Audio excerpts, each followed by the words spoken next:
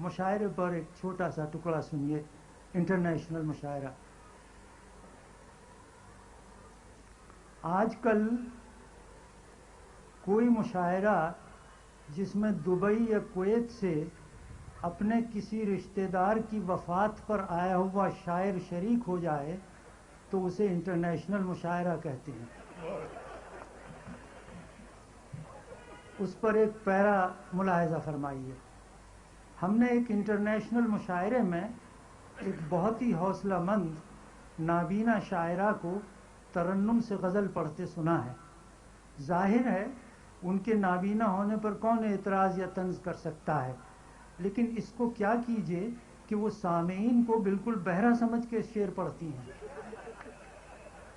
ایسا ترنم روایتی ڈھول کی طرح دور ہی سے برداشت کیا جا سکتا ہے، پاس کا ڈھول صرف اس صورت میں سہانا لگتا ہے کہ آپ خود اسے بجا رہے ہوں۔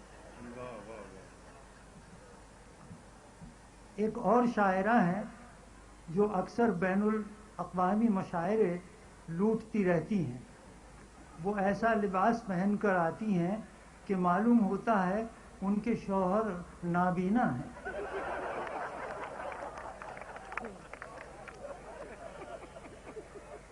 لوگ خود شاعرہ کو مصرعِ طرح کی مانند اٹھائے اٹھائے پھرتے ہیں۔ اسی طرح دساور سے ایک معروف شاعر اکثر بلائے جاتے ہیں۔ وہ اپنی ہر غزل راگ میں گا کے سناتے ہیں، دھن بھی خود ہی کمپوز کرتے ہیں، چنانچہ بحر سے خارج مصرعے کو سر سے بھی خارج کر دیتے ہیں۔ ساتھ ہی ہاتھ سے ایسے اشارے کرتے ہیں کہ شعر تہذیب سے بھی خارج ہو جاتا ہے۔